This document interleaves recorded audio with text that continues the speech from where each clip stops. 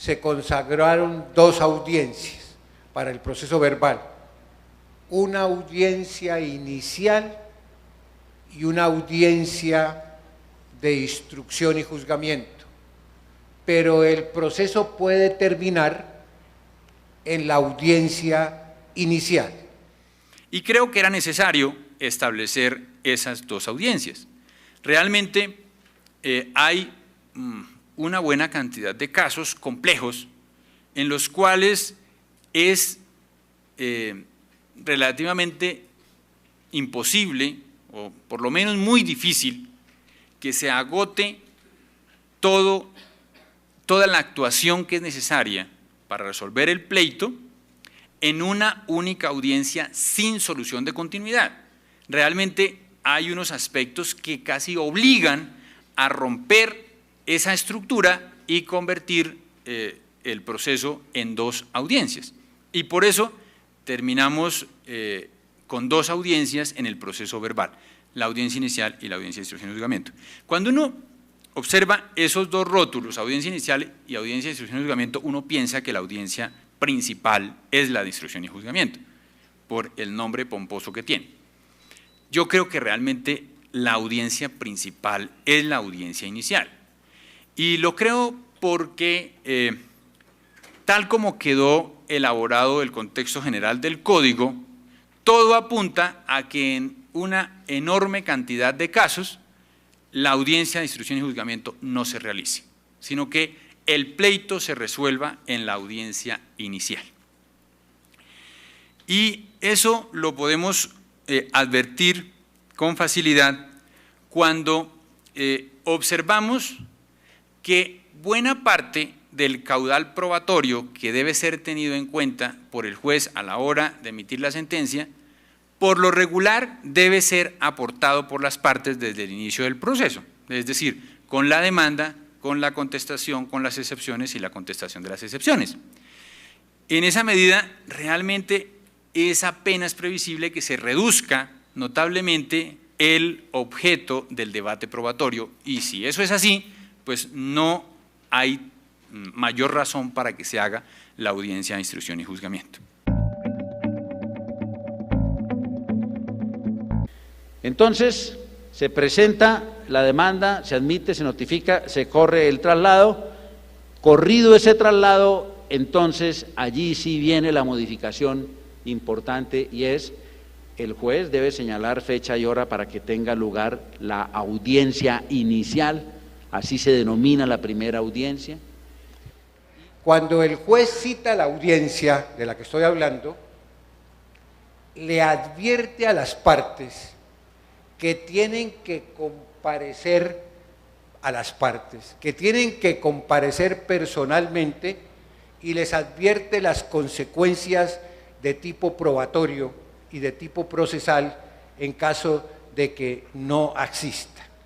Si antes de la audiencia, o sea, a la hora de programar la audiencia, el juez advierte que es posible practicar las pruebas que hacen falta, que seguramente no deben ser muchas, en la audiencia inicial, lo debe advertir, lo debe señalar así en la convocatoria y efectivamente eso apunta a que no se haga audiencia de instrucción y juzgamiento. Es decir, que la audiencia sea, que el proceso tenga solamente una audiencia. En ella. Entonces el juez no solamente citará para que se haga la audiencia inicial, sino para que se practiquen esas pruebas. Vamos a poner un ejemplo hiperbólico. Solamente hay que recibir 2 testimonios, entonces el juez, al señalar para la audiencia inicial, podrá hacer la citación de esos 2 testigos. La asistencia a la audiencia es obligatoria por parte de las partes y los apoderados. Si las partes no van, el juez no practica la audiencia y ese es motivo de terminación del proceso. Proceso que queda terminado, pero no sepultadas las pretensiones, porque el demandante podrá volver a formular la demanda. De manera que es la terminación de ese asunto, pero no del litigio, de la controversia. Claro, en ese evento, la persona que volverá a demandar seguramente tendrá que luchar ahora en ese nuevo proceso con destruir la presunción en contra de no haber concurrido a la audiencia. y la interrupción de la prescripción que se había logrado con la presentación de la demanda resulta ineficaz. Luego sí tiene consecuencias que las partes no vayan a la audiencia, ambas, y no presenten una disculpa, como lo voy a explicar adelante, una disculpa y como consecuencia quede el proceso abandonado en virtud de que el juez lo da por terminado.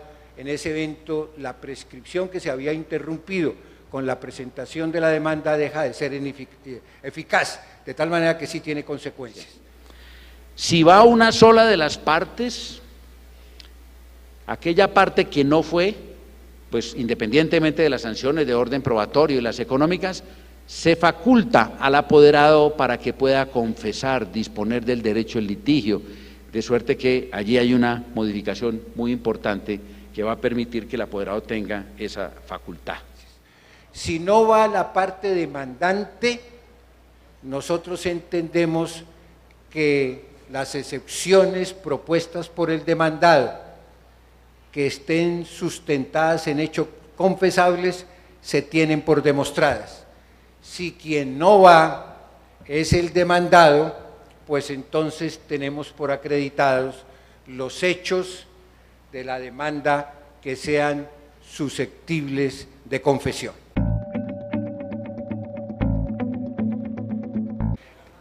Ahora, con respecto al Código General del Proceso, tuvimos muchas dificultades porque como la audiencia debe ser concentrada, consecuencial, pero tenemos que tener en cuenta que los seres humanos se enferman, etcétera, entonces establecimos lo siguiente, que es donde podemos tener las dificultades. Establecimos lo siguiente: antes de la audiencia se señala fecha y las partes no pueden concurrir por algún tipo de fenómeno que lo impida, entonces deben presentar una prueba, siquiera sumaria, que acredite que les es imposible asistir a la audiencia. En ese caso, las chirriquiticas allá, en ese caso señalamos, aceptamos la disculpa y señalamos una fecha de 10 días siguientes para hacer la audiencia. Ahí no habría problema, fíjense bien. Antes de la audiencia se presenta la disculpa, si el juez la encuentra justificada, entonces señala dentro de los 10 días la audiencia para celebrar. El problema lo tenemos es cuando las partes no van, una de las partes no va a la audiencia y dentro de los 3 días siguientes presenta una disculpa que tiene que ser sustentada en fuerza mayor o caso fortuito.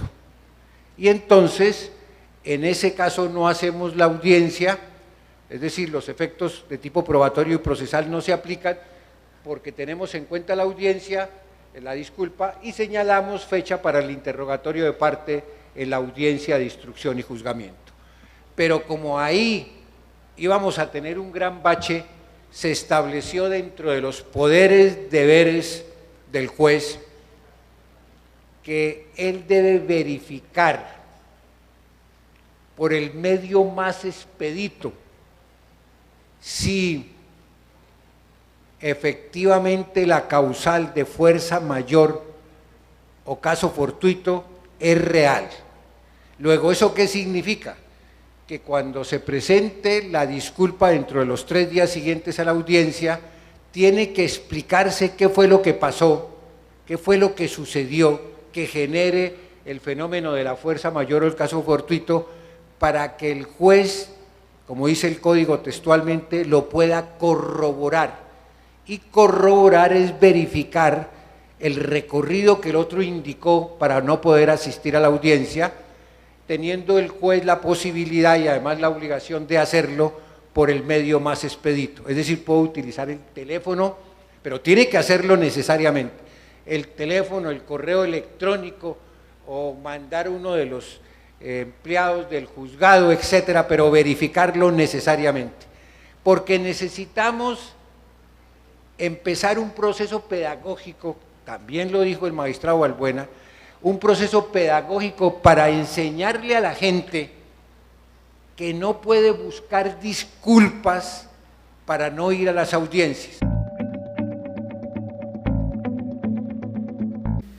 El juez debe arrancar por la fase de la conciliación, exhortarlos a conciliar. Si hay conciliación, pues el asunto termina. Si no hay conciliación, entonces el paso siguiente, el juez avanzará a los interrogatorios de parte. El juez debe proceder a intentar la conciliación, pero no con desidia y pereza. ¿Cierto que ustedes no quieren conciliar? Ustedes como que no tienen cara de conciliar, sino que el juez hará toda la labor persuasiva de un profesional del derecho para que las partes traten de arreglar. Y si tienen fórmulas muy separadas, las va acercando.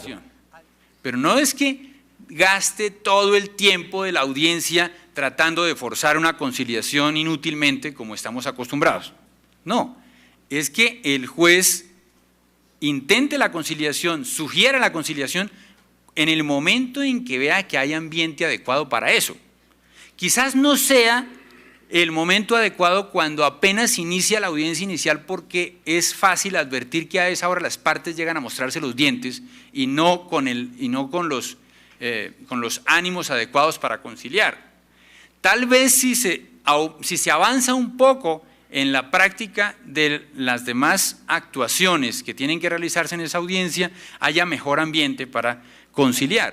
Además, el juez puede tener la intuición que en un momento dado de la práctica de las pruebas es el prudente para intentar la conciliación, porque si las partes con el resultado de las pruebas descubren que o no tienen la razón totalmente, pues estarán en condiciones mucho más propicias de conciliar. Hay ductilidad para que el juez intente, si es el caso, la audiencia inicialmente y después lo haga en las etapas intermedias. Y una de esas actividades que la ley le dice que tiene que realizar es la práctica de los interrogatorios de parte. Todos sabemos que cuando a las partes se les ha interrogado, de alguna manera con las preguntas adecuadamente formuladas por el juez y tal vez por cada uno de los litigantes, se les logra sacar el aire a cada una de las partes, de modo que se relajan, bajan los brazos y tienen mejor disposición para arreglar porque reconocen sus debilidades. En ese orden de ideas, tal vez después de fijados los hechos del litigio, haya mayores posibilidades de llegar a una conciliación, y en todos los casos, en el momento en que sea posible obtener la conciliación, desde luego que es útil para el juez y desde luego que es útil para la administración judicial y es útil para el Estado, porque una vez obtenida la conciliación nos vamos a evitar cualquier discusión posterior, porque no va a haber recursos en contra de la decisión por lo regular, y entonces se va a tener una solución más rápida, pero además de eso mucho más eficiente, mucho más económica para el Estado, y una solución que le va a evitar dolores de cabeza al juez.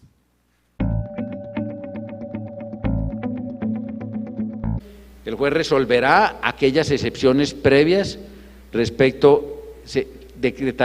practicará las pruebas respecto de aquellas excepciones previas que requieren práctica de pruebas y las resolverá allí inmediatamente. Empecemos por hablar del interrogatorio de parte. Ya he dicho que hace parte de la estructura del proceso oral. Es el acto más democrático que nosotros podamos encontrar, que el juez construya frente a las partes las inferencias, y eso solamente se logra pues oyendo a las partes, interrogando a las partes. Los jueces no podrán posponer ese interrogatorio como lo hicieron con la complacencia de nosotros los abogados para hacerlo en el periodo probatorio tardíamente, sino que hace parte de la estructura y se dice el juez debe, no es si puede o si quiere, sino debe interrogar exhaustivamente a las partes. Un primer aspecto para interrogar a las partes es que ellas, mejor que cualquier otras personas, conocen los hechos. En segundo lugar, y traigo también un dato histórico que narra Capelletti, el proceso alemán en una época fue absolutamente escrito. Se llegó a decir: lo que no está escrito no está en el mundo. Y sin embargo, frente a la ansiedad de la gente, de los litigantes, por comunicarse con el juez, se consagró una visita al domicilio del juez. Dice: piénsenlo, dramatícenlo si es necesario. La gente quiere que el juez lo oiga. Y frente a esa necesidad, siendo un proceso tremenda, vulgarmente escrito, se permitió que pudieran ir a visitar al domicilio al juez para decirle algo. Pues ahora no tendrán, frente al proceso nuestro, que es también tremendamente escrito, las partes que tener que buscar intrigas y comprar productos prohibidos que enrarecen el ambiente del proceso, porque el juez tendrá necesariamente que interrogarlos y las partes le podrán hacer las observaciones correspondientes. En tercer lugar, el interrogatorio de parte, o el interrogatorio que va a hacer el juez mejor, no es solamente buscando la confesión, sino que las partes le cuenten cómo fueron los hechos. Y ahí toma cuerpo el testimonio de la parte. Y del testimonio de parte podemos sacar dos especies: la confesión, que en cierta forma es agresiva y que normalmente la hace la parte con el fin precisamente de conseguir la confesión.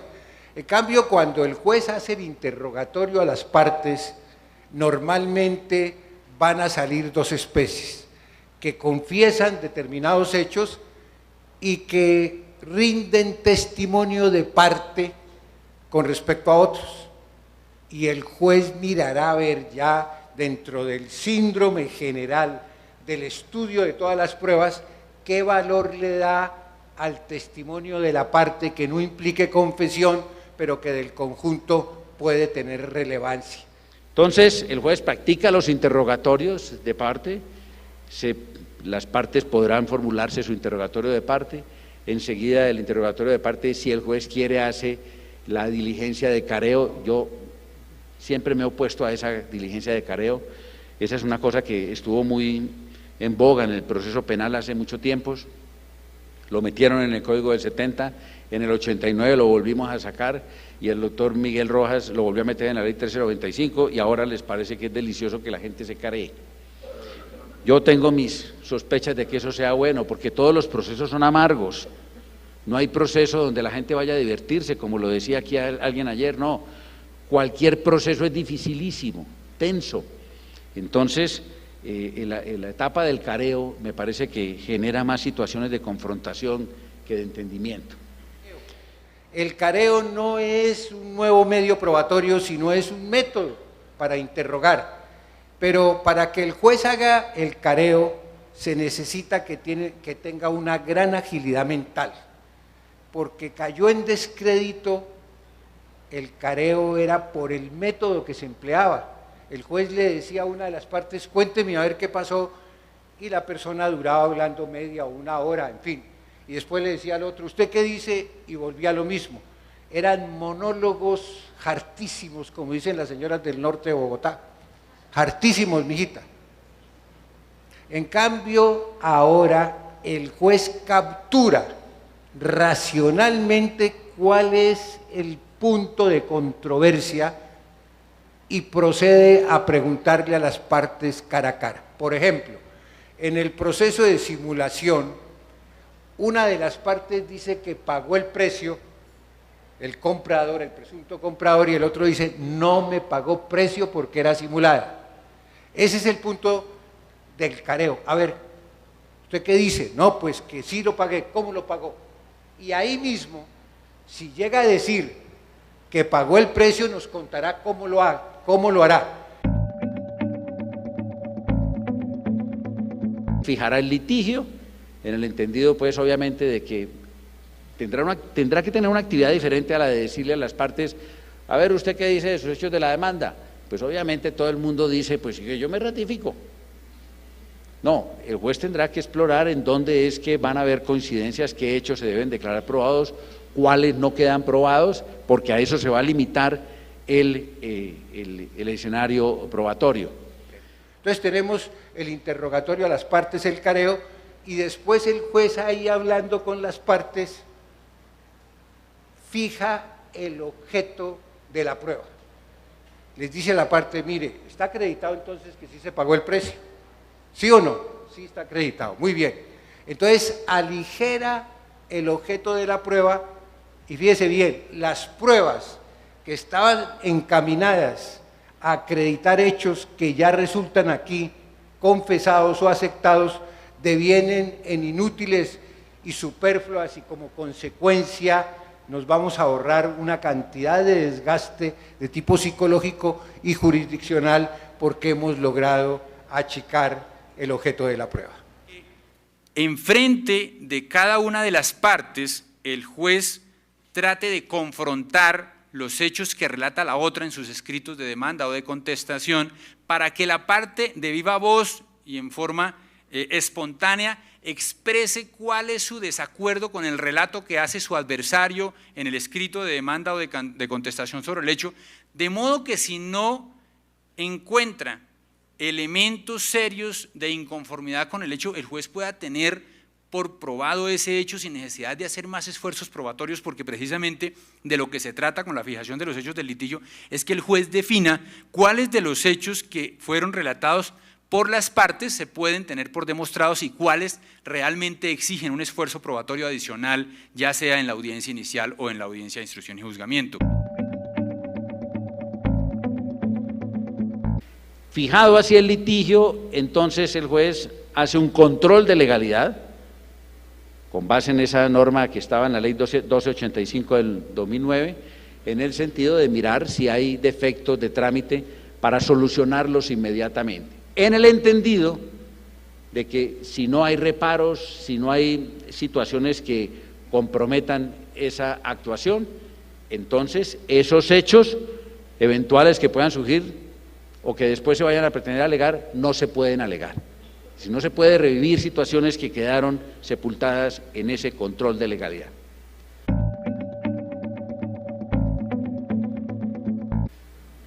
Y entonces, hecho ese control de legalidad, puede ocurrir en esa audiencia inicial que para decidir el asunto no sea necesario practicar pruebas diferentes de las que ya obran en el expediente, prueba documental, por ejemplo.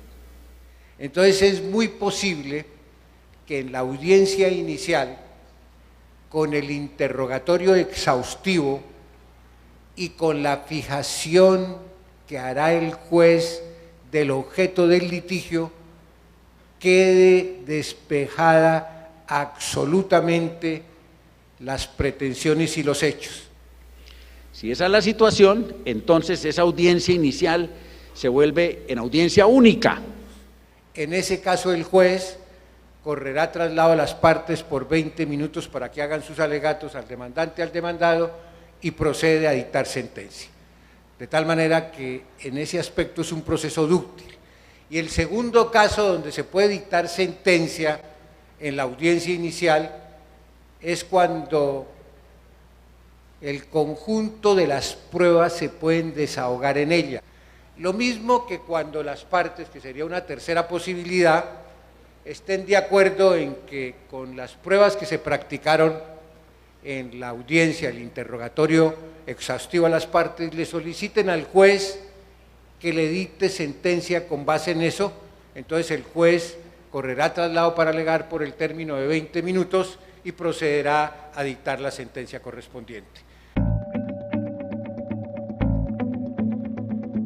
En ese instante, es decir, una vez fijados los hechos del litigio, seguramente el juez va a tener la facilidad de advertir que el debate probatorio se va a reducir a unos muy pocos hechos sobre los cuales realmente hay desacuerdo entre las partes o unos hechos sobre los cuales no cabe la prueba de confesión, sino que es necesario demostrarlos con otro tipo de prueba.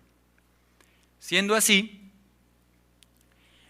el juez puede determinar si puede dictar la sentencia en la audiencia inicial o tiene que decretar pruebas para que se practiquen, ya sea en esa audiencia, si lo advirtió con anticipación, o para que se practiquen en la audiencia de instrucción y juzgamiento. Seguramente para que se practique la audiencia de instrucción y juzgamiento tendrá que haber unos testimonios que sean importantes para la decisión del pleito. Y desde luego, si no están citados esos testigos a la audiencia inicial, pues tendrá que hacerse la audiencia de instrucción y juzgamiento para que se practique. O que haya la necesidad de interrogar a los peritos que hayan rendido los dictámenes que se aportaron con la demanda o la contestación y que esos peritos pues tampoco estaban avisados para que vinieran a la audiencia inicial, y entonces siendo fundamental la contradicción de esos dictámenes periciales a través del interrogatorio de viva voz a los peritos en la audiencia de instrucción y juzgamiento, pues no queda otra opción sino decretar esa audiencia. O que haya necesidad de practicar una inspección judicial que no pueda realizarse efectivamente en el curso de la audiencia inicial, sino que implique tal vez el desplazamiento del juez y de las partes a otro lugar, y entonces sea indispensable programar una fecha para practicar esa inspección judicial. Se me ocurren solamente esas eventualidades, además del caso en que alguna de las partes no haya concurrido a la audiencia inicial y por consiguiente no se le haya podido practicar el interrogatorio de parte, a la espera de que esa parte que no haya concurrido presente excusa oportunamente y que sea válida, el juez puede decretar la audiencia de instrucción y juzgamiento para practicarle allí el interrogatorio de parte y poder entonces, con fundamento en esos elementos, ahí sí emitir la sentencia.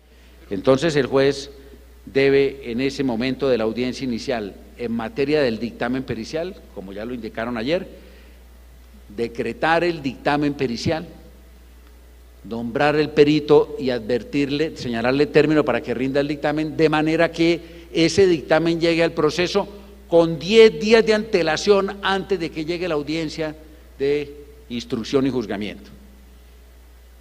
Y en materia de las inspecciones judiciales, el juez las debe decretar allí en la audiencia inicial para que se practiquen también antes de la audiencia de instrucción y juzgamiento. Es decir, lo que la norma quiere es que cuando se llegue a la audiencia de instrucción y juzgamiento, el juez no tenga problemas con el dictamen pericial y no tenga que salir con su despacho a practicar inspecciones judiciales. Ese es el sentido de esa norma.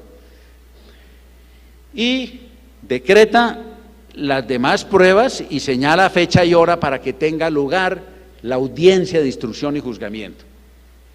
De manera que el juez, cuando termine la audiencia inicial, debe tener la precaución de que cuando está fijando la otra, se haya podido practicar el dictamen pericial, hayan transcurrido los 10 días antes y que se hayan practicado las inspecciones judiciales.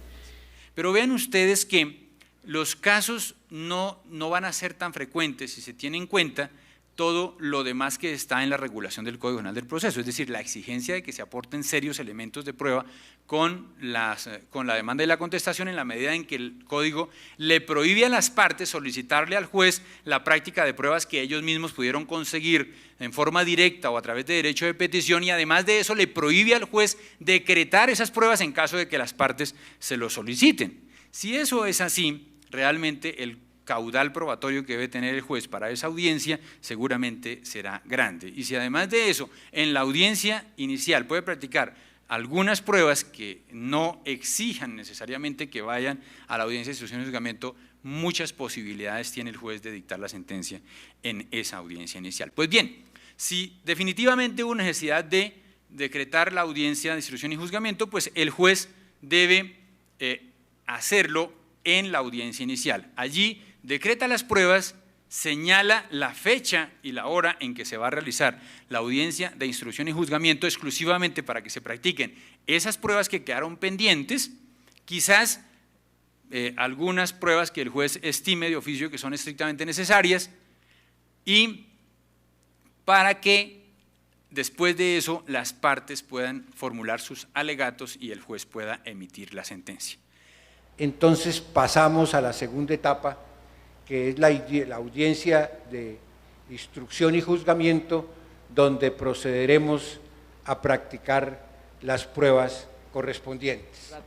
Se trata de que el proceso se resuelva en un día, de manera que el día del proceso es el día en el que deben ir todos, deben ir los testigos, deben ir todas las personas, los peritos, para que se interroguen de acuerdo con la forma de controversia del dictamen pericial.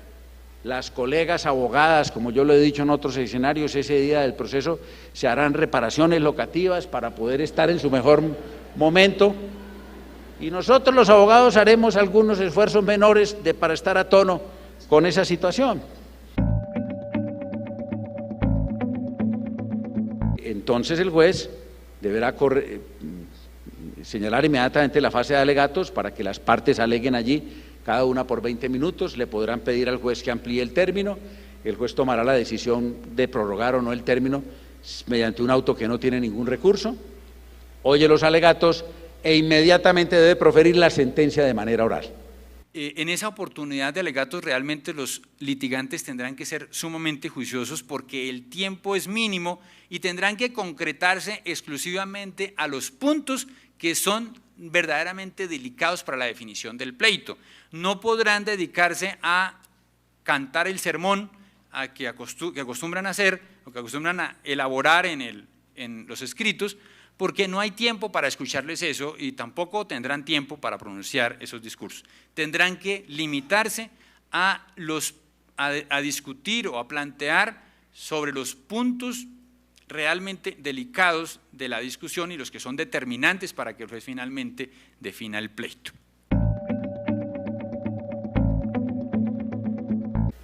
Si el juez no profiere la sentencia de manera oral, puede entonces decir que suspende la diligencia por 2 horas mientras se prepara, ordena sus ideas y dicta la sentencia. La emisión de la sentencia puede exigir que el juez se vaya para su oficina o se encierre en un lugar secreto, haga las consultas del caso y redacte algunos puntos que sean importantes para hacer su elaboración a la hora de pronunciar la sentencia verbalmente en la audiencia. No para que el juez se vaya a esconder a redactar la sentencia, porque eso está descartado.